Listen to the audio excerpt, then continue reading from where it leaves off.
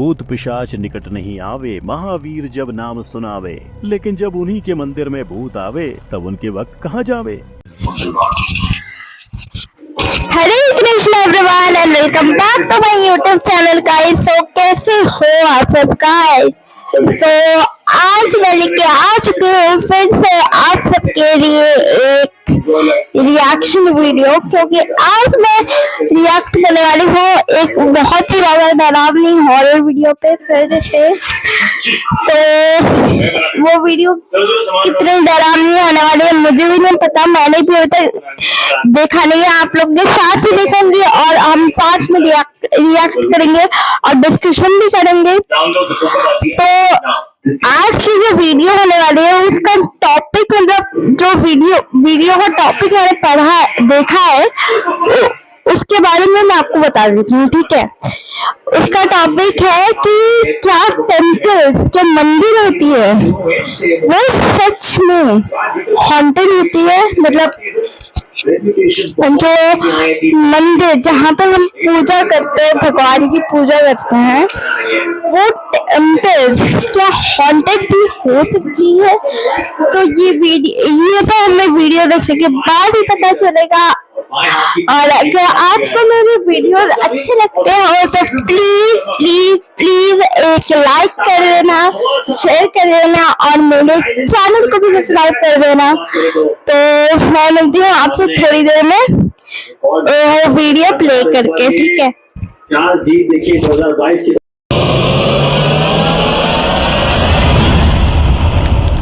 भूत पिशाच निकट नहीं आवे, महावीर जब नाम सुनावे। लेकिन जब उन्हीं के मंदिर में भूत आवे, तब उनके वक्त कहाँ जावे।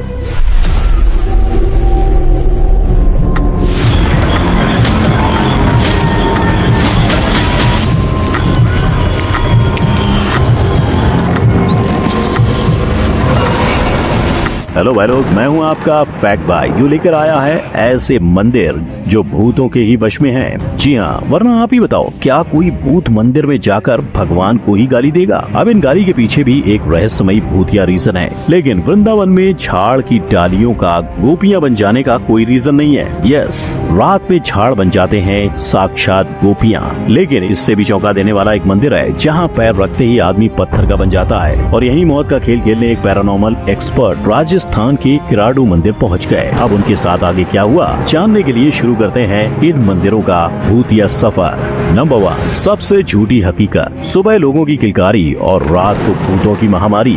भानगढ़ फोर्ट पे जितने लोग नहीं होते उतने भूत दिखाई देते हैं। शायद इसीलिए भानगढ़ फोर्ट इंडिया की सबसे भूतिया जगह मानी जाती है। इस किले की दिल दहलाने वाली कहानी उसके बनते ही शुरू हो गई थी, यानी 1600 सदी में। कहा जाता है कि भानगढ़ फोर्ट के पास ही एक साधु की झोपड़ी हुआ करती थी और वो चाहता था कि उसकी झोपड़ी पर किसी दूसरे घर का साया तक नहीं आना चाहिए। उसी दौरान नए बने किले का निर्माण हुआ। इससे गुस्से में लाल हुए साधु ने किले को श्राप दिया। उस श्राप के अनुसार पूरा किला तहस नहस होने वाला था। तो साधु के श्राप से डर के आधा किला कहीं और चला गया और आधे लोग मारे गए। और भाई लोग कहते हैं तब से लेकर आज तक शाम के बाद कोई रुकना नहीं चाहता। इस किले के आसपास के लोग भी जब अपनी दीवार पे कान लगाकर सुनते हैं तो औरतें की चीखने की आवाज सुनाई देती है। मगर गौर करने वाली बात यह है कि इस भूतिया किले में शिव भगवान का सोमेश्वर मंदिर भी है। यहाँ कई टूरिस्ट भगवान के दर्शन करने आते हैं, लेकिन जहाँ दिन में यहाँ मंदिर की शक्तियाँ होती हैं, वो रात में कहाँ खो जाती हैं। नंबर 2, बालाजी में विश्वास। महावीर, जिनका नाम सुनकर ही महाबली जैसी शक्तियाँ आ जाती हैं, उनके ही मंदिर जाकर लोग निर्बल महसूस करते हैं। बात है राजस्थान के बालाजी मंदिर की, जहाँ महावीर के दर्शन के लिए हर दिन हजारों की तादाद में लोग आते हैं। लेकिन लोगों के अलावा वहाँ भूतों का भी साया लहराता है। कहते हैं इस मंदिर में खास वो आते हैं जो अपनी भूत बाधा छुड़वाना चाहते हो। ऐसा बस इसलिए क्योंकि इस मंदिर में बालाजी, प्रेतराज और भैरवनाथ की पूजा की जाती है। और भाई लोग, ये मंदिर कुल 1000 साल से भी पुराना है। पर जितना पुराना ये मंदिर है उतने ही पेचीदे इसके नियम। जब आप इस मंदिर में जाओगे तब आपको कई दुकान वाले अलग अलग मिठाइयाँ बेचेंगे, पर आपको उनमें से कुछ नहीं लेना। अगर लेना है तो सिर्फ एक काला बाल। जी हाँ, ये काला बाल आपको मंदिर के अंदर जाकर चढ़ाना नहीं बल्कि आग में डाल देना है। अगर आपने ऐसा नहीं किया तो बुरा नसीब आपका पीछा कभी नहीं छोड़ेगा। यानी इस मंदिर में ना प्रसाद लो और ना खाओ। इनफैक्ट जब आप दर्शन करके इस मंदिर से रवाना होंगे तब गलती से भी मुड़कर मत देखना। क्या पता किसी भूत ने उसे एक न्योता समझ लिया किया। तो आपको क्या लगता है? फैक्ट बाय को कमेंट में जरूर बताना। नंबर 3, कानपुर में हड़ताल। जैसे सीताफल में सीता नहीं होती और रामफल में राम, ऐसे ही एक गुप्तकालीन मंदिर जिसमें नहीं बसते भगवान। जी हाँ, इस मंदिर में भगवान की एक भी मूर्ति नहीं है। भगवान है कहाँ रे तू? ये अज्ञात गुप्तकालीन मंदिर कानपुर से तकरीबन 50 किलोमीटर दूर बसा है। ऐसा नहीं है कि यहाँ पे कभी मूर्ति थी ही नहीं, पर मुगल साम्राज्य में यहाँ की सारी मूर्तियाँ चुराई गयी और तब से ये मंदिर वीरान पड़ा रहा। फिर धीरे धीरे लोगों को इस मंदिर से अजीब सी आवाजें सुनाई देने लगी। लोग कहने लगे कि यहाँ भूतों की पूजा होती है, वो भी बड़े धूमधाम से। अब लोगों की जिज्ञासा बढ़ने लगी और बहुत से लोगों ने इस मंदिर में जाने की कोशिश की, लेकिन जब भी कोई इस मंदिर में जाता तो उसे ऐसी अज्ञात बीमारी हो जाती कि फिर वो किसी को कुछ बताने की स्थिति में नहीं रहता। इसी वजह से तो फैक्ट बाय को इस मंदिर का नाम नहीं मिला। अगर आप इस मंदिर का नाम जानते हो तो हमें कमेंट में जरूर बताना। Fact bye is waiting. Number 4, Vrindavan की डालियाँ। निधिवन यानी रहस्यों से भरा हुआ वन। यहाँ रात को भगवान स्वयं रासलीला करने आते हैं और रात को निधिवन की सारी टहनियाँ गोपियों का रूप लेकर श्री कृष्ण संग रासलीला करती हैं। इस पूरे किस्से की आहट वहाँ रहते लोगों को भी सुनाई देती है और वो भी हर रात। सुनाई देती है, लेकिन बेटा हम खोलते नहीं। भगवान है, उनकी लीला है, वो लीला करे। वही दूसरे पड़ोसी ने कहा कि गोपियों के घुंघरू की आवाज तो सुनाई देती है, लेकिन भगवान दिखाई नहीं देते। घुंघरू की आवाज आती है, उनकी चलने फिरने की आती है, घूमते फिरते नहीं दिखती है। यानी इन दोनों बयानों से इतना तो तय है कि रात को निधिवन में कोई तो आता है। लेकिन ये सब सुनकर अगर आपको भी वहाँ रात को रुककर उस अनमोल परछाई के दर्शन करने हैं तो रुक जाओ। ऐसी हिम्मत पहले भी किसी ने की थी। आज से कई सालों पहले एक परदेसी गलती से निधिवन के वन में रुक गया था। सुबह वो इंसान बाहर तो आया पर जिंदा नहीं, मुर्दा। जी हाँ, उस इंसान के साथ उस रात ऐसा कुछ हुआ जिससे वो बच नहीं पाया। शायद इसीलिए उस मंदिर में शाम होते ही हर भक्त को घर भेज दिया जाता है और पड़ोसी भी अपनी खिड़कियां बंद कर देते हैं। पर भाई लोग, आध्यात्मिक दृष्टि को छोड़ अगर सोचा जाए तो वृंदावन की निधिवन का असल राज प्रेत आत्माएं भी हो सकती हैं। नंबर 5, भगवान या शत्रु।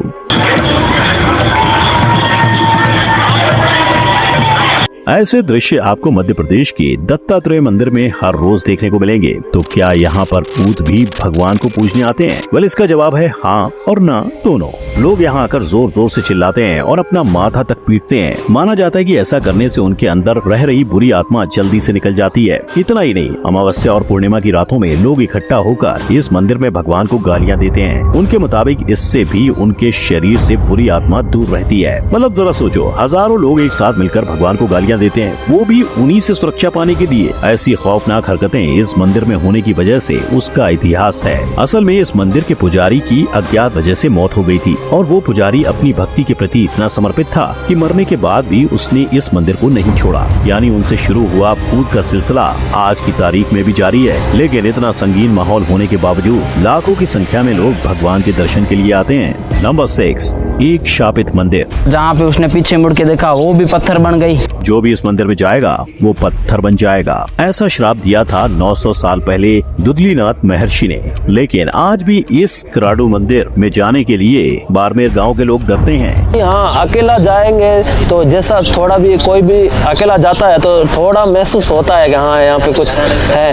रात में लोकल्स को इस मंदिर के आसपास विचित्र आकृति दिखाई देती है, तरह तरह की आवाजें आती हैं। आज भी कुछ लोग रात में इस मंदिर के रास्ते से गुजरते नहीं। इस मंदिर से जुड़ी बहुत से बुजुर्गों की यादें हैं। इस मंदिर में रात के समय जाने वाला आदमी या तो बीमार पड़ता है या फिर किसी दुर्घटना का शिकार हो जाता है। लेकिन भाई लोग, इन सब में अगर आप एक बात गौर करो तो वो है रात, और यही रात इस कहानी का अहम हिस्सा है जो 900 साल पहले एक कहानी से जुड़ा है। तो कहानी कुछ ऐसी है कि 900 साल पहले बाड़मेर राजस्थान के राजा थे सोमेश्वर। उन्होंने अपने राज्य में धुंधलीनाथ महाराज को कराडू मंदिर पधारने का न्योता दिया, पर महाराज धुंधलीनाथ 12 साल की तपस्या में लीन होने के कारण उन्होंने अपने शिष्य को बाड़मेर में जाकर 5 गुनी भिक्षा मांगने का आदेश दिया। लेकिन राजा सोमेश्वर ने 5 गुनी भिक्षा न देकर बस 3 गुनी भिक्षा यानी कम भिक्षा देना उचित समझा। ये बात जब धुंधलीनाथ महाराज को पता चली तब वो गुस्से से लाल हो गए। राजा ने एक ऋषि का अपमान किया था और उनके हिसाब से जो राजा ऋषि का अपमान करता है वो पत्थर दिल का होता है। इसीलिए उन्होंने क्रोध में आकर ये श्राप दिया कि सूर्यास्त के बाद जो भी यहाँ आएगा वो पत्थर बन जाएगा।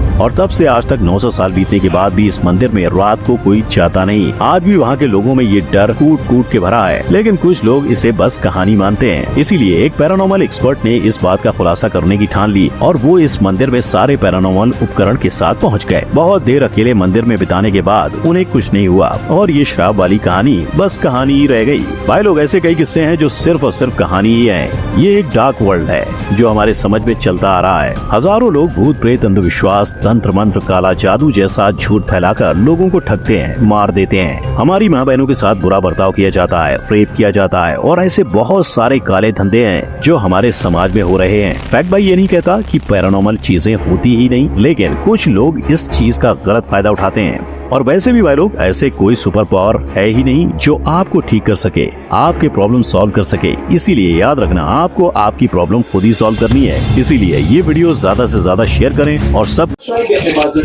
तो गाइस, मेरे हिसाब से तो अगर कोई पॉजिटिव एनर्जी है तो कोई नेगेटिव एनर्जी भी हो सकती है, बट ये सब मतलब रूमर्स भी हो सकता है कुछ। जैसे लास्ट वाले में दिखाया कि जिस मंदिर में जाते हैं तो लोग पत्थर के बन जाते हैं, ऐसा कुछ भी नहीं होता। लास्ट में बताया ना, तो ये सब अंधविश्वास भी हो सकता है, सच भी हो सकता है। मतलब इतना तो पक्का है कि अगर भी पॉजिटिव एनर्जी है तो नेगेटिव, थोड़ी बहुत नेगेटिव एनर्जी भी एग्जिस्ट करती है दुनिया में। बट ये सब रियल है या फिर हम लोग को उल्लू बना रहे हैं लोग, ये तो कुछ समझ ही नहीं आ रहा ना। तो मुझे तो ये मतलब ठीक ही लगा, उतना कुछ डरावना इसमें था नहीं। तो आपकी क्या राय है कमेंट में जरूर बताना, और अगर वीडियो पसंद आया है तो एक लाइक कर देना, सब्सक्राइब कर देना, मैं वो तो मैंने पहले ही बता दिया। और सेकंड को मतलब 2 तारीख को हमारा गेट टुगेदर है, तो एक मस्त व्लॉग आएगा, उसका वेट जरूर करना। और चलो, मैं मिलती हूँ आपसे नेक्स्ट वीडियो में, तब तक के लिए bye, take care, Radhe Radhe and bye.